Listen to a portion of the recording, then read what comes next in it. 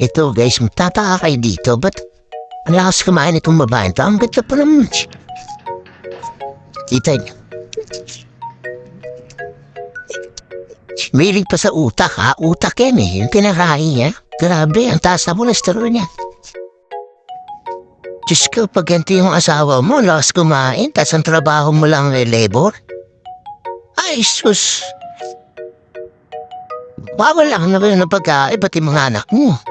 Kita niyo naman sumubo, ang lit-lit ng bibig, pero ang laki sumubo. Wow. I love it. Pero grabe talaga siyang kumain. Mga utak ni talaga na pagkataas ng cholesterol niyan. Tsaka ang mabigat dito, bakit sexy pa rin siya? Lakas niyang kumain. Nagtataka rin naman siya. Ba't sa mga Chinese? Oo.